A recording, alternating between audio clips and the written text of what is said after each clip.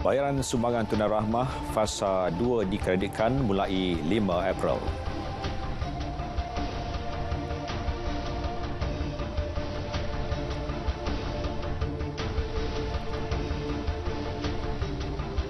Assalamualaikum dan salam Malaysia Madani. Saya Muhammad Shah Musa. Ini berita yang baru kami terima. Gempa bumi bermagnitud 6.2 menggegarkan utara Sumatera, Indonesia. Menurut Badan Meteorologi, Klimatologi dan Geofisika Indonesia, insiden lapor berlaku sekitar jam 10 malam waktu tempatan. Bagaimanapun tiada ancaman tsunami dikeluarkan agensi itu. Setakat ini Jabatan Bomba dan Penyelamat Kuala Lumpur dan Selangor belum menerima sebarang laporan berkaitan.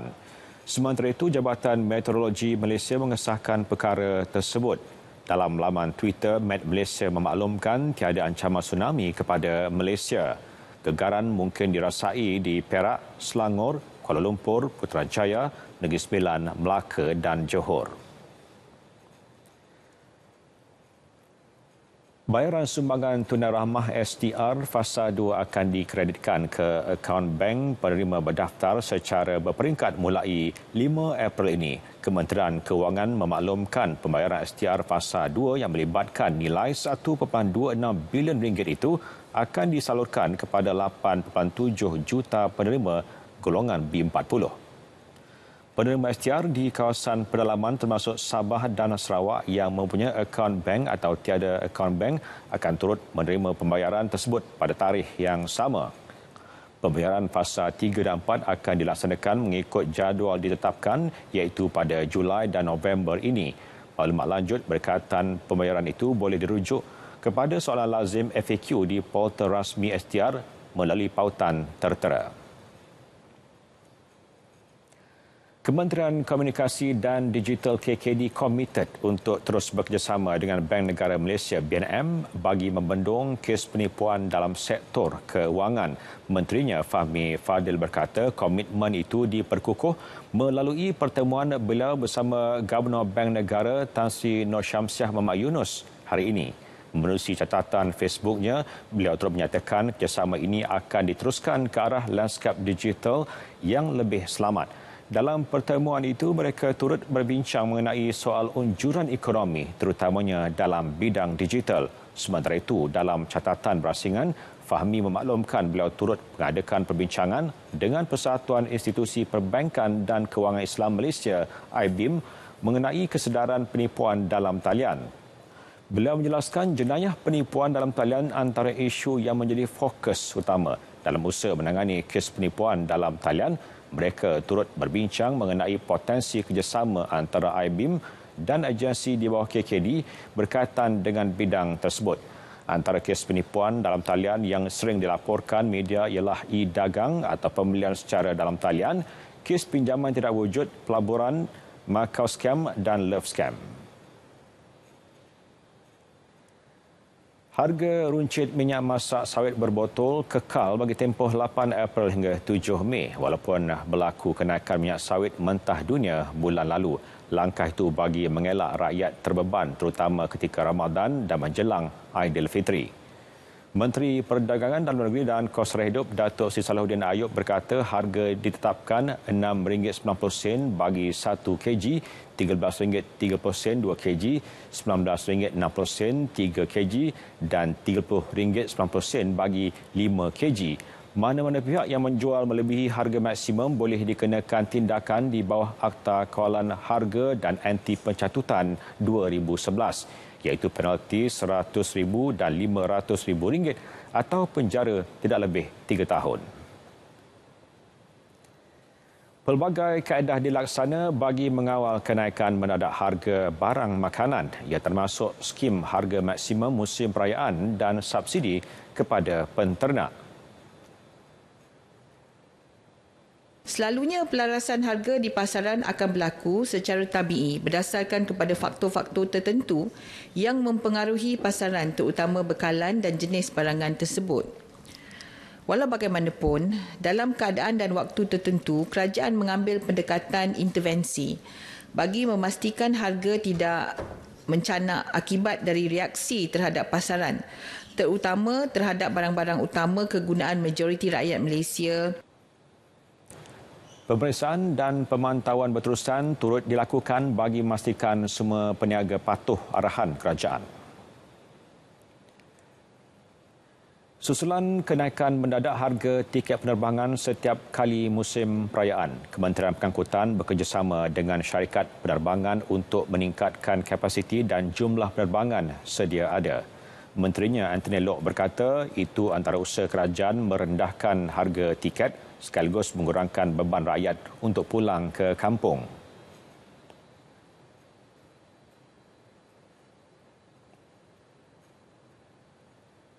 Justru itu, untuk musim-musim perayaan, syarikat penerbangan seperti AirAsia menawarkan yang pertamanya penerbangan tambahan dan keduanya penerbangan tambahan dengan harga tetap.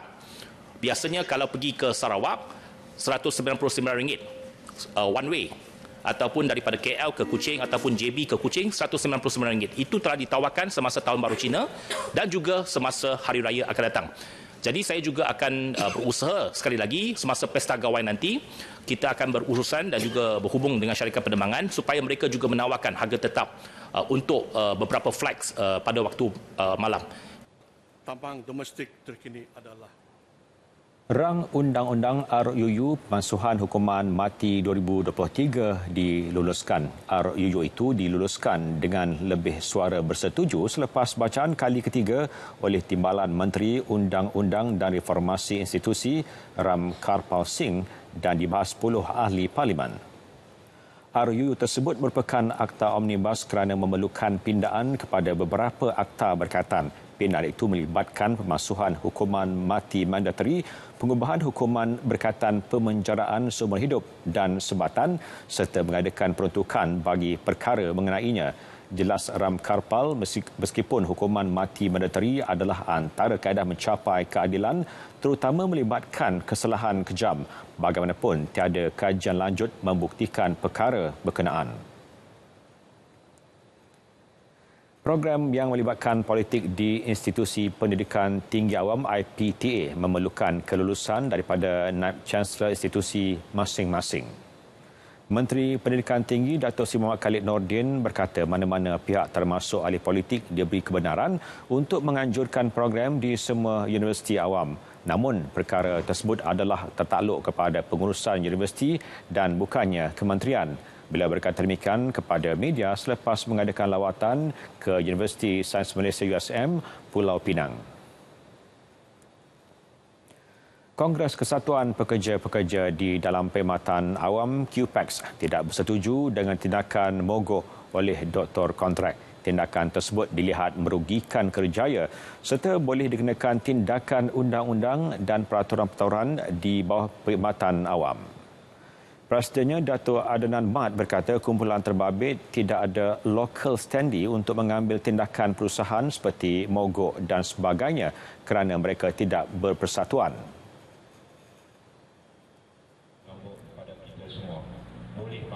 Mereka ini boleh diambil tindakan, tidak dilindungi di bawah akta Kesatuan Sekerja. Mereka boleh diambil tindakan.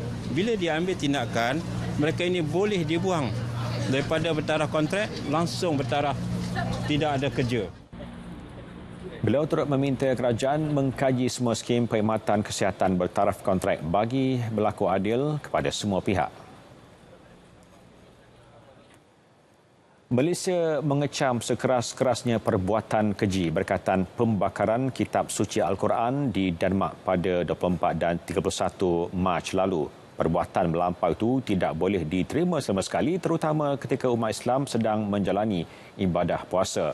Wisma Putra dalam satu kenyataan memaklumkan Malaysia menyeru Denmark untuk mengambil tindakan tegas ke atas pelaku terlibat dan tidak menganggap tindakan keji itu sebagai kebebasan bersuara.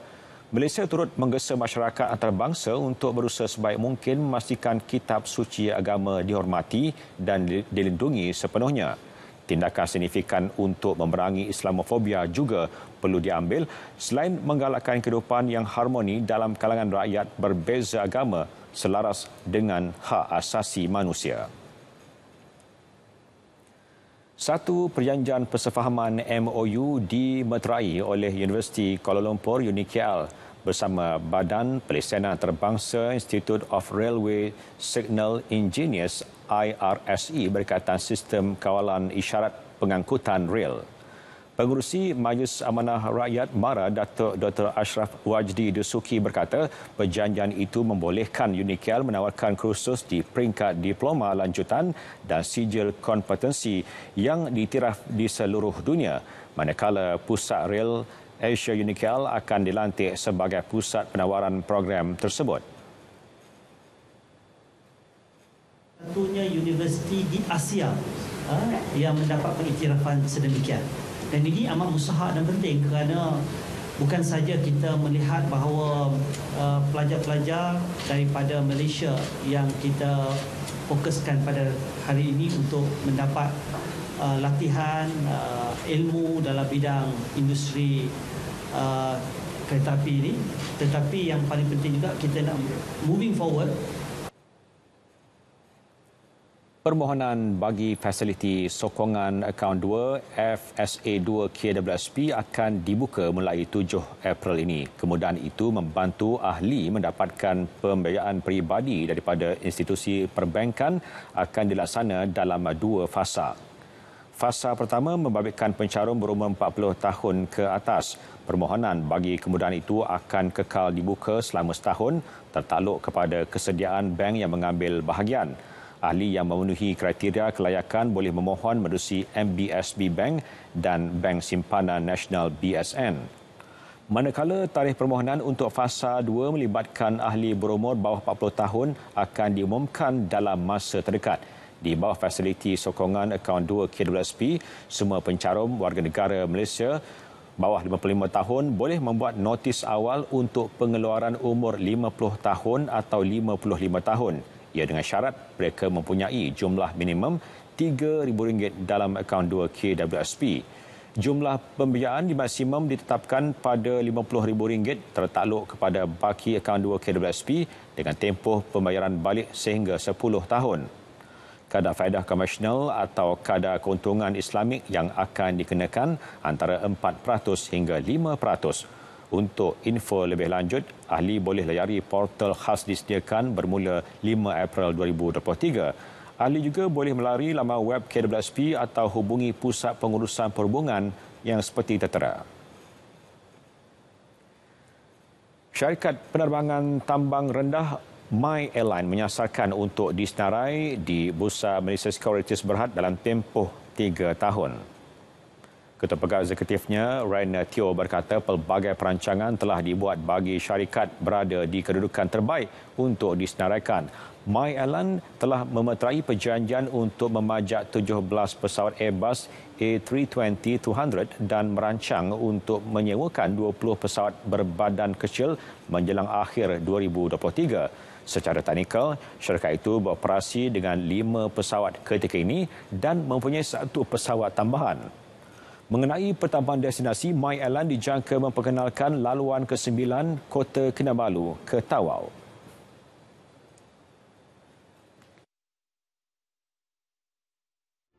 Tebatan banjir dipermainkan dalam sosial media.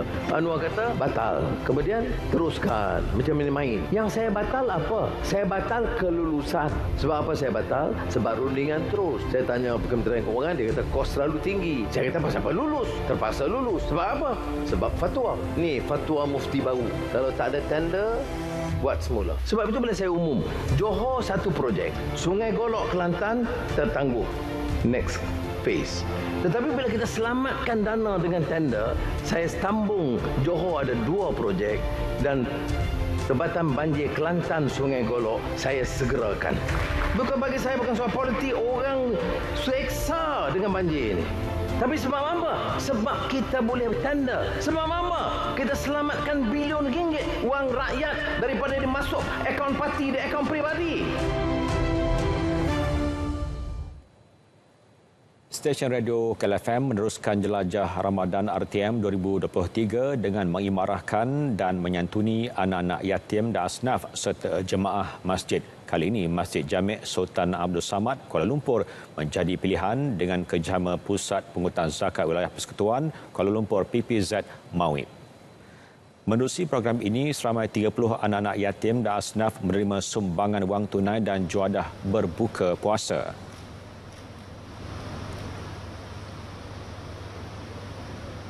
Program ini adalah satu sumbangan daripada pembayar zakat itu sendiri sebenarnya, yang mana sumbangan yang kita bagi kepada penerima untuk ketiga-tiga masjid, Masjid Muhammadiyah, Masjid Jami' dan Masjid Muaz bin Jabal, merupakan sumbangan wang wakalah pembayar zakat, yang mana pemulangan semula wang zakat daripada pembayar zakat kepada asnaf itu sendiri.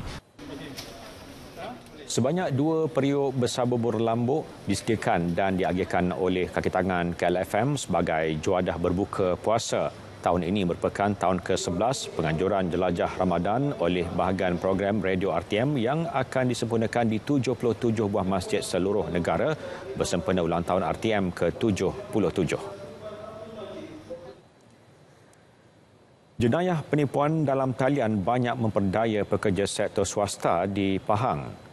Ketua Polis Negeri Datuk Seri Ramli Mak Yusof berkata dalam suku pertama tahun ini sebanyak 229 kes pekerja sektor swasta telah diperdaya, manakala sektor kerajaan pula sebanyak 69 kes. Secara keseluruhan, pihak polis telah menerima sebanyak 1,710 laporan sepanjang tempoh Januari sehingga semalam dan sebanyak 564 kertas siasatan dibuka dengan kerugian lebih 9.7 juta ringgit. Masyarakat turut diingat agar tidak meminjam atau menyewakan akaun bank kepada pihak ketiga. Jika terlibat, akan disabitkan kesalahan bersubahat dan pemilik akaun boleh dituduh di mahkamah jenayah. Seorang pengawal keselamatan cedera ditetak ketika bergelut dengan penyamun di Kompleks Menara Condong, Teluk Intan semalam. Kejadian berlaku kira-kira pukul 2 pagi ketika mangsa sedang berehat di kompleks perniagaan berkenaan sebelum didatangi seorang lelaki membawa sebilah kapak. Ketua Polis Heli Perak ACP Ahmad Adnan Basri berkata siasatan awal mendapati mangsa turut diikat di dalam tandas sebelum suspek memecah masuk sebuah kedai telekomunikasi dan melarikan telefon bimbit di rak pameran. Bagaimanapun, mangsa yang berusia lewat 60-an berada dalam keadaan stabil. Anggaran kerugian bernilai hampir RM300,000 dengan 70 unit iPhone dilarikan. Hasil pemeriksaan, pihak polis berjaya menjumpai beberapa barang kes yang boleh membantu siasatan. Justru beliau memohon orang ramai yang mempunyai maklumat berkaitan kejadian dan suspek diminta menyalurkan maklumat ke mana-mana balai polis perampiran. Semua sekolah yang menjadi pusat pembinaan sementara PPS di Johor bulan lalu kembali beroperasi seperti biasa. Menurut Pengerusi Jawatan Kuasa Pendidikan, Penerangan dan Komunikasi Johor, Nurlizah Noh, sesi pengejaran dan pembelajaran di rumah PDPR telah beralih kepada fizikal sejak minggu lalu. Calon-calon SPM yang terkandas juga sudah selesai mengambil semua kertas peperiksaan. Kerja-kerja penambahbaikan juga akan dilaksana segera demi keselesaan pelajar.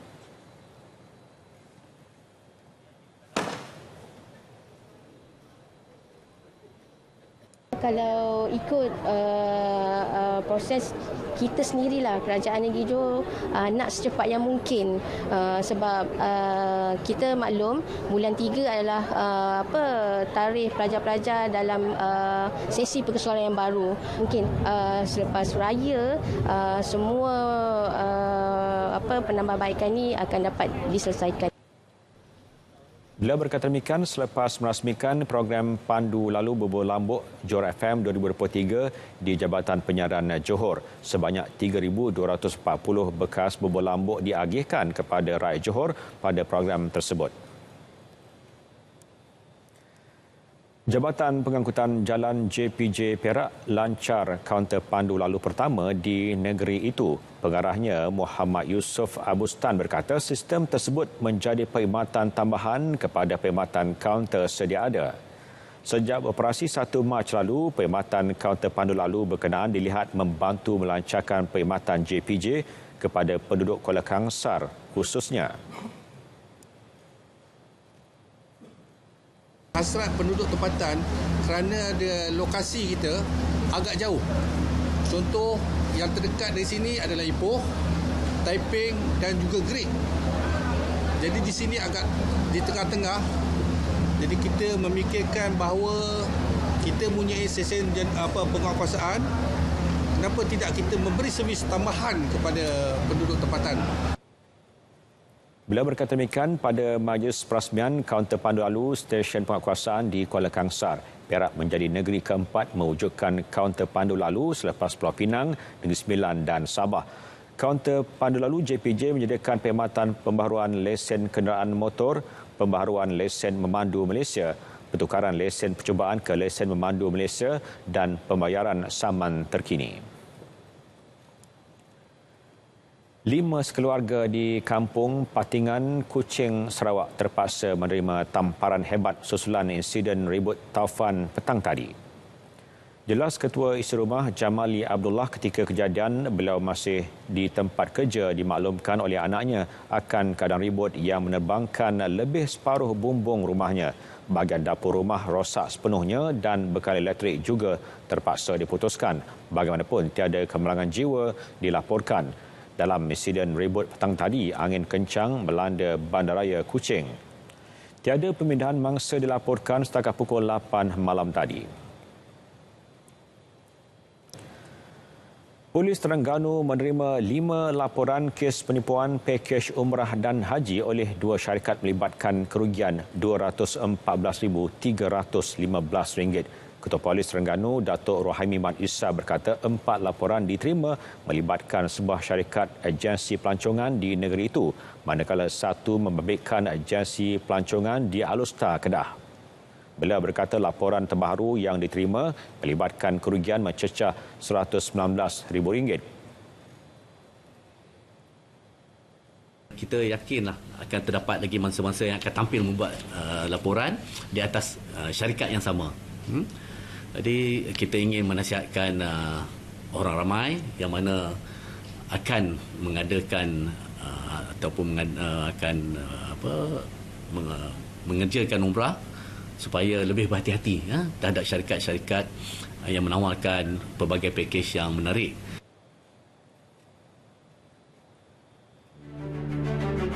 Cadangan saya ada 130,000 orang miskin tegak, hardcore poor dalam negara kita. Saya katakan pada tahun ini kita mesti noktahkan kemiskinan tegak dalam negara ini. Gunakan agama dan mengatakan tidak ada dalam Islam program menoktahkan kemiskinan sebab Islam menggalakkan bayar zakat. Tak betul. Sebab itu saya bagi contoh Khalifah Umar Abdul Aziz. Ya. Jadi apa-apa mereka kata saya tak peduli. Arahan saya dan jemaah menteri putuskan tahun ini dengan cara apapun seluruh kementerian dan jentera kerajaan mesti mengambil langkah termasuk GLC, GLIC bantu menoktahkan kemiskinan tegak di Malaysia ini.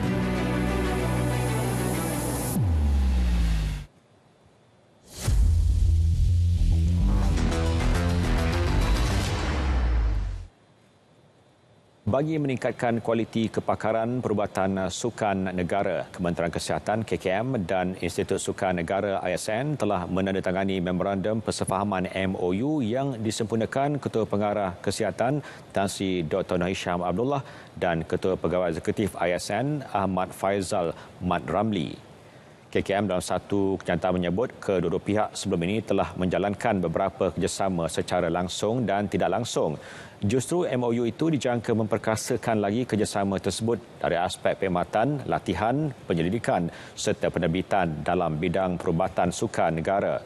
Ini termasuk mengukuhkan pelibatan dan peranan ISN dan KKM sebagai sumber rujukan utama dalam bidang perubatan sukan dalam sebarang aktiviti, acara atau kejohanan yang diadakan.